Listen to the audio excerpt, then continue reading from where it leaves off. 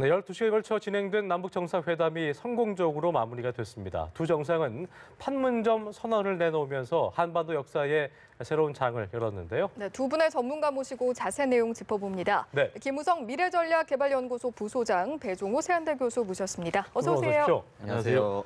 네, 어쨌든 대한민국 역사에 있어서 상당히 어떤 역사의 한 페이지를 장식한 날이었다라고 해도 과언이 아닐 만큼 상당히 의미가 있었던 날이었던 것 같습니다.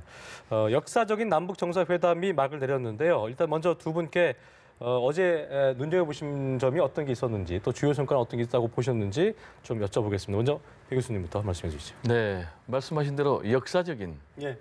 남북 정상회담이었다. 예. 이렇게 저도 평가를 하고요.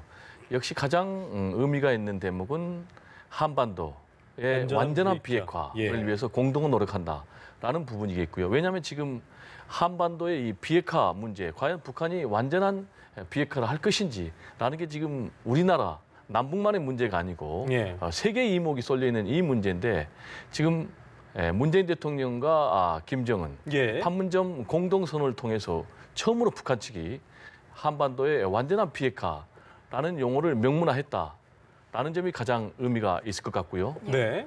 그리고 이제 두 번째로는 역시 지금 우리나라는 1953년에 6.25 전쟁 이후에 지금 계속해서 종전이 아니고 정전 상태에 있는데 이걸 앞으로 사실상 종전선언을 통해서 평화체제를 구축하겠다.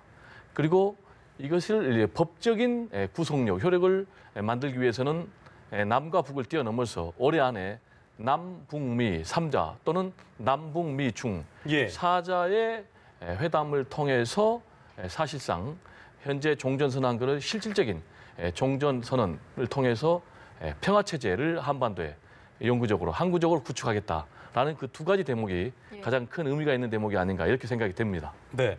소장님 어떻게 좀 보셨어요? 역사적이라는 얘기를 많이 하시는데요. 사실은 이 역사적이라는 얘기는 후대 얘기할 거라서 후대 평가를 우리가 너무 지나치게 뺏는 거 아닌가라는 생각이 들고 네. 사실 이게 한 1년 정도 이게 어제 같은 경우에는 약간 좀 추상적이고 선언적인 그런 의미가 있었다라고 하면은 북미 회담을 통해서 일정 구체화되게 되고 그리고 그게 실현이 돼가지고 한반도에서 핵이 없어지는 것들은 꽤 시간이 걸릴 거라고 예상이 되지 예, 않습니까? 적어도 한 1년 정도는 걸릴 거라고 하는데 예. 그런 과정에 있어서 이게 실천이 되도록 하는 것이 중요한 것이지 지금 지나치게 낙관을 하거나 지나치게 또 비관을 하거나 이런 부분들은 조금 우리가 좀 그 자제를 해야겠다 생각이 들고 예. 이럴 때일수록 더 냉정하게 현실적으로 이게 구현이 되는 방향으로 할 수 있도록 정부도 그렇고 국민들도 냉정하게 좀 볼 필요가 있는 거 아닌가 이런 생각이 듭니다. 예. 저희가 주요 성과에 대해서 좀 여쭤봤는데 예. 어제 남북 정상회담 사실 예상치 못한 장면들이 많았습니다. 많이 있었습니다. 네, 문 예. 대통령이 뜻밖의 월경을 한 부분도 그렇고요. 어제 정말 많은 부분들이 있었는데 그 밖에 최대 명장면 저희가 그중에 어떤 것을 좀 꼽을 수 있을까요? 네, 뭐 말씀하신 대로 여러 가지가 있었어요. 아무래도 정보 사이드에서는 두 분의 독대, 아무도 없는 한 30여 분간의 독대에서 무슨 말이 나왔을까에 예. 대해서 귀를 쫑긋했을 것 같은데 저는 역시 가장 감동 깊었던 그런 장면은 앵커께서 말씀하신 대로 두 정상이 남북 군사 분계선을 서로 월경했던 예. 그런 장면이 가장 인상 깊었고요. 예. 아마 실제로 이제 프레스센터에서도 외신 기자들도 탄성을 질렀던 그 장면이 바로 그 장면이 아닌가 이렇게 생각이 되고요. 실제로 이제 우리 국민들도 이렇게 대형 전광판을 통해서 보면서 눈물을 글썽이는 장면도 그 장면이었던 것 같은데 굉장히 또 그 장면 중에서 인상 깊었던 부분이 우리 문재인 대통령이 저는 언제나 이 군사 분계선을 넘을 수 있을까요? 라니까 그러면 지금 넘으시죠. 지금 넘으시죠라고 했죠. 네, 그렇게 해서 예. 김정은 위원장과 함께 손을 잡고 넘어가지고 다시 넘어오는 이런 것을 보면서 우리는 이제 같은 민족, 한 핏줄인데 왜 이렇게 우리가 65년 동안 이 50cm 너비에 이런 군사 분계선을 넘지를 못했을까? 그래서 두 남북 정상들이 그런 65년 만에 남북 군사 분계선을 넘음으로 인해서 네. 남북 간의 그런 과거의 아픔 그리고 장벽 그리고 시간들을 뛰어넘을 수 있겠다라는 기대감을 우리 온 국민들에게 또 그리고 세계에 던진 그런 장면이 아니었는가 이렇게 생각이 네. 듭니다. 소장님은 그 보시면서 이 장면은 좀 인상 깊었던 것 같다라는 장면이 있으신가요? 네. 예. 말씀하셨듯이 그 경계를 넘는 것, 그것들은 저도 똑같이 느꼈는데 사실 이게 정상 간의 처음이긴 하지만 예. 도끼 만행 사건, 소위 말하는 도끼 만행 사건 전에는 그 권역을 그렇게 같이 뭐 양측 모두가 같이 쓰는 그런 구조였기 때문에 사실은 이거는 그 이후에 북한의 도끼 만행 사건이 있은 다음에 이거는 철저하게 나누는 그런 선이 됐는데 그럼에도 불구하고 어제 그것은 굉장히 상징적인 의미가 있다라는 생각이 들고요. 예. 또 하나는 김정은 위원장이 문재인 대통령님이라고 깍듯하게 얘기를 하는 거였습니다. 사실 뭐 우리 그 나라에서는 연장자에 대한 뭐 여러 가지 뭐 그런 예우도 있고 이런 부분들이 있는데 그럼에도 불구하고 국가 정상들 간에 이런 정도로 깍듯이 얘기를 할 수 있다라고 하는 건 김정은 위원장이 상당 부분 이 준비를 많이 했다. 그리고 리허설도 하고 했지 않겠습니까? 그런 면에서 북한이 어떻게 보면 굉장히 급했다는 얘기가 될 테고 어떻게 보면 굉장히 좀 폭넓게 이렇게 그 대화를 적극적으로 이렇게 하는 모습들을 보면서 앞으로도 굉장히 그 양국 간에 양국이 아니죠. 뭐 인터코리안 인터코리안 간에 이런 분위기가 계속해가지고 평화가 안착되고 더 발전적인 한반도가 좀 되었으면 좋겠다라는 기대를 해봤습니다. 어제 그 김정은 위원장이 라이브로 이렇게 모습을 드러낸 게 저희가 처음이잖아요. 그렇습니다. 그렇죠? 기자들 보셨을- 앞에서 이제 네. 본인이 공동선언문 뭐 육성도 발표가 그렇고요. 처음이죠. 어제 그 모습을 딱 보시면서 좀 인상이 어떠셨어요? 보면서. 이제 제가 볼 때는 사실 김정은 위원장이 처음으로 대회에 노출될 때는 좀 인상이 있어 그렇게 호감적인 인상은 아니었다라는 그런 생각을 했는데 갈수록 그 개인적인 인상이 좀 좋아지고 있는 것 같아요. 좀 더 편해지고 있다? 그거는 이제 아무래도 본인이 이 내부 장악을 확실하게 끝냈고 그리고 또 핵 경제 병진 노선을 본인이 내걸었는데 일단 일방적인 선언이지만은 어쨌든 간에 본인은 핵무기 완성을 해놨다. 이런 이제 자신감을 가지고 급기야는 더 나아가서 북미 정상회담 성사 가능성까지 만들어낸 이런 이제 자신감 그리고 또 내부의 나름대로 안정감들이 이제 얼굴에 나타난 것 같고요. 그리고 이제 말씀하신 대로 굉장히 좀 본인이 노력한 그런 결과겠지만 생각보다는 생각했던 것보다 상당히 좀 매너가 있어 보였다.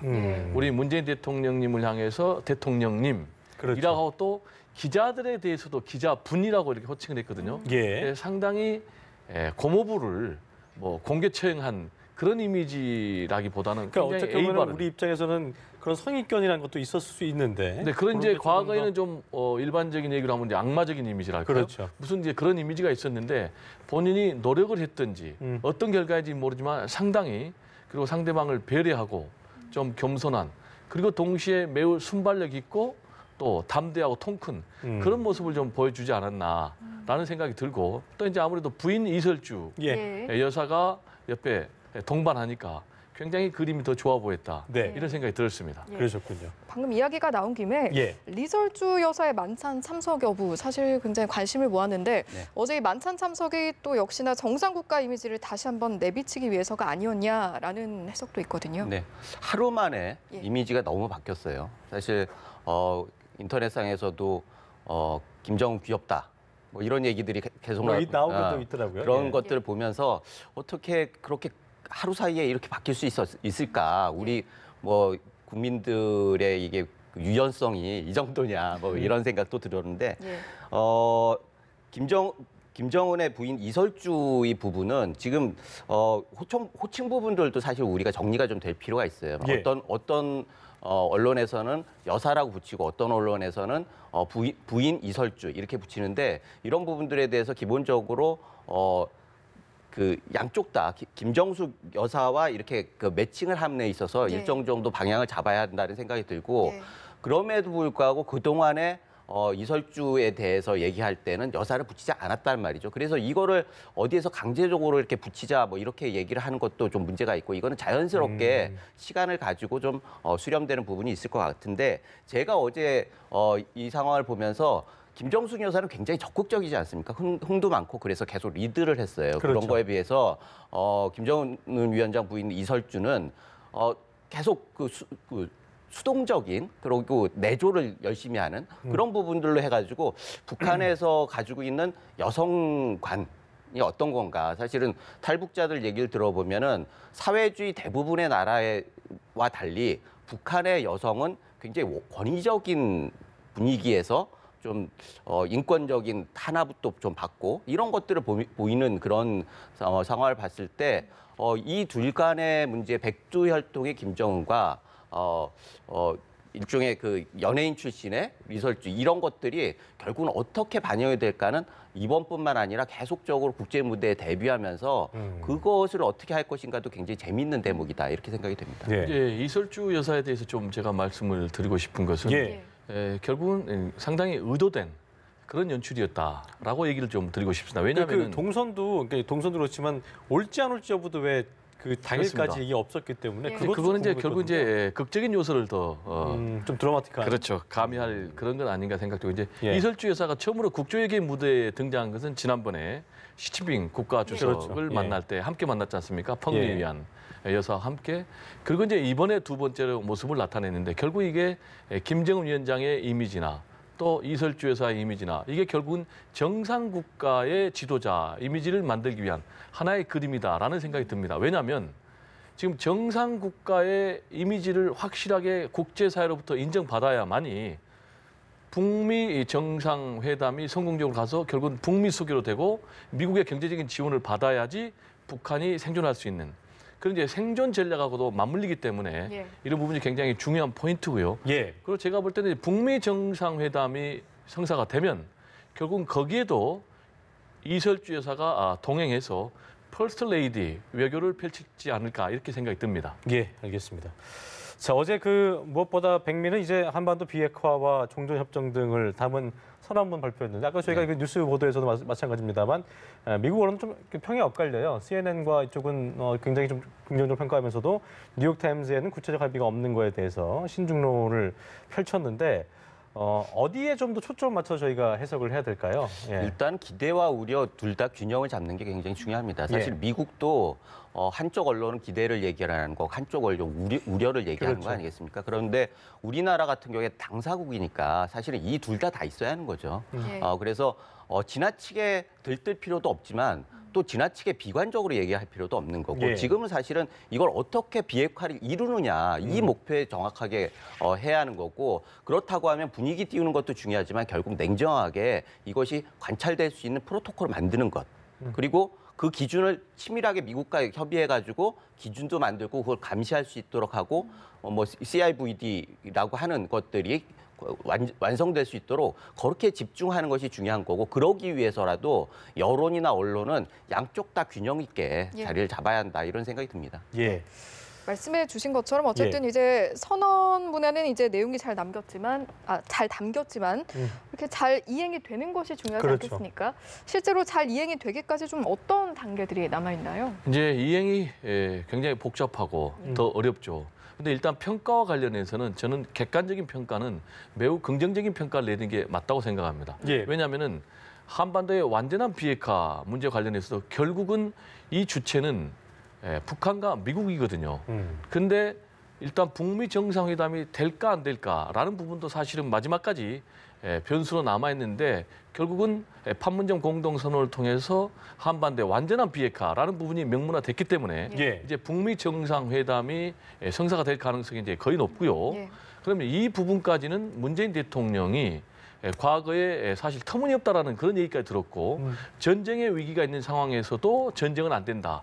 대화로 해야 된다. 예. 해서 결국 끌어냈기 때문에 이 부분은 높이 평가를 받아야 되고요. 예. 그리고 정전협정을 종전선언과 함께 평화협정으로 바꾸는 문제도 결국 이 문제는 남북이 주체가 아니고 남북미 최소한 또는 이제 남북미 중 이 사자까지도 가야 되는 그런 문제이기 때문에 예. 그런 점에서 이제 굉장히 저는 높이 이 판문점 공동선언을 평가를 해야 된다라고 말씀드리고 싶고요. 예. 앞으로 이제 한반도 비핵화 관련해서는 일단 모라토리엄 그러니까 핵 동결을 김정은 위원장이 노동당 전원회의를 통해서 밝혔기 때문에 다음 단계로 이제 핵 불능화 예. 가 필요하고 그다음에 이제 완전한 핵 폐기가 필요한데 그 과정에서 이제 검증 문제가 있고 이런 이제 구체적인 로드맵은 결국 이제 북미 정상회담에서 어떤 결론을 내리냐가 굉장히 중요하고요.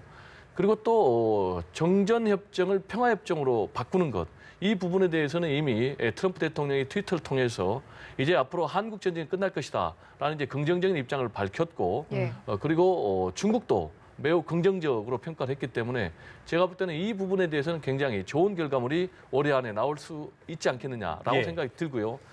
다만 사실상 종전 상태로 가기 위해서는 이제 유엔사 문제라든지 주한미군 그렇죠. 문제라든지 이런 두 가지 문제가 또 큰 쟁점으로 앞으로 닥쳐오기 때문에 예. 이때 과연 우리 문재인 대통령과 우리 정부가 얼마만큼의 외교력을 발휘해서 슬기롭게 잘 처리하느냐라는 것은 과제로 남아있다. 이렇게 말씀을 드리고 싶습니다. 그렇습니다. 이전에 뭐 14선언의 어떤 업그레이드 버전이다라는 표현이 나오고 있는 가운데 이게 좀 사문화될 필요성 나오면서 과연 근데 하지만 다 아시겠지만 야당에서는 또 자유한국당 측에서는 뭐 홍준표 대표 같은 경우에는 말의 성찬이었다. 남북 위장 평화쇼라면서 호평을 내놨는데 그런 네. 면에서 남북 합의문이 어떤 국회 비준 동의를 받을 수 있을 것인가에 대한 회의감도 나오고 있는데요. 이 부분은 어떻게 좀 보고 계세요? 일단은 이 부분은 사실 우리나라의 안위가 굉장히 중요한 문제이기 때문에 야당도 역할이 있습니다.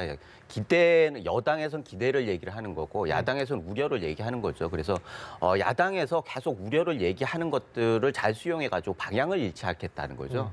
방향과 목표를 잃지 않게 한다는 의미에서는 굉장히 의미가 있다. 그리고 이것을 경청해야지 성공이 되는 거고 사실 국회도 그렇지만 민심도 정부의 이 방향에 대해서 우려가 있는 것도 사실이거든요. 그런데 우려를 일정 정도 불식하는 것들이 있어야지 이게 성공이 가능한 거기 때문에 예. 그런 면에서는 정부 여당에서도 굉장히 폭넓게 이걸 받아들여야 한다는 생각이 들고 예. 그럼에도 불구하고 야당이 여기에만 그냥 매몰돼 있으면 안 되는 거죠. 결국은. 단순한 목리로 보이면 안 되기 그렇죠. 때문에. 그래서 이게 계속 그렇게 나가면은 역풍이 있을 수도 있고 그렇죠. 그런 면에 있어서 지금 같은 경우에는 사실은 우려에 대한 얘기도 중요하지만 이게 대안을 제시하는 이런 예. 것들도 굉장히 중요하지 않겠습니까? 그래서 예, 예. 이런 부분들에 대해서 야당은 상당 부분 고민을 더 해야 할 것 같다는 생각이 듭니다. 알겠습니다. 네. 어제 판문점 선언 사실은 이제 저희가 지방선거를 앞두고 있기 때문에 예. 이 지방선거엔 좀 어느 정도 영향을 미칠까라는 생각이 드는데 상당하다고 예. 봐야 될까요? 어떻게 보겠어요? 지방선거에 이제 상당히 영향을 미칠 것으로 보입니다. 예. 왜냐하면 여론조사에서 그게 드러나 버렸거든요. 73%로 껑충 올라 버렸어요. 그렇죠. 그리고 민주당 같은 경우는 52% 사상 최고 지지율이 나왔거든요. 즉 이 얘기는 뭐냐면은 우리 국민들이 전쟁보다는 평화를 원한다는 것이죠. 그리고 남북 대결보다는 대화와 협력, 교류를 원한다는 것이죠. 예. 그런 측면에서 홍준표 대표가 이번 남북 판문점 선언에 대해서 위장평화 공세다, 쇼다라고 얘기하고 외눈박이 외교다라고 얘기하는 것은 국민 정서하고는 좀 너무 동떨어진 것 아니냐. 예. 이런 좀 안타까운 마음이 들고요. 선거를 감안한다 하더라도 그렇습니다. 예. 그럼 이제 야당의 역할은 뭐냐? 제가 볼 때는 찬성할 것은 확실하게 찬성을 하고 예. 반대할 것은 확실하게 반대를 해야지 야당의 존재 역할이 있는 것입니다. 즉 이 얘기는 뭐냐면은 대통령, 정부 여당이 잘할 때는 잘한다고 해야만이 자신들이 반대할 때 그게 국민들로부터 지지를 받을 수 있는데 예. 지금 이렇게 대부분의 국민들이 잘했다고 평가해주는 이런 역사적인 남북 판문점 공동선언에 대해서도 부정적인 평가를 할 경우에 그러면 과연 홍준표 대표의 리더십을, 진정성을 국민들이 믿어주겠느냐라는 측면에서 앞으로 이제 지방선거를 계속해서 민주당은 전쟁이냐 평화냐, 대결이냐 대화냐 이런 프레임을 가지고 갈 거거든요. 예. 그러면 제가 볼 때는 계속해서 야당이 밀 것이고 특히 이제 앞으로 후속 조치가 계속 있지 않습니까?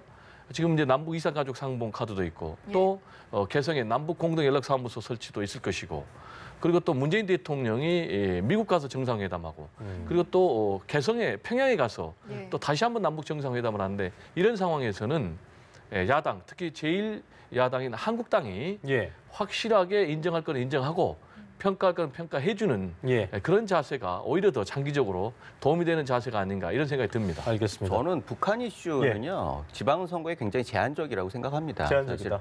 사실, 지난번에 2010년에 천안함 사건이 있었을 때 오세훈 후보가 거의 20% 앞섰었어요. 근데 결과는 그야말로 간간히 이기는 정도. 흑빙이었죠. 예. 네. 그런 걸 봤을 때 지금의 여론조사 지지도는 어찌됐든 언론에서 전방위적으로 이렇게 보도를 하는 분위기를 했는데 결국은 표심은요 경제입니다.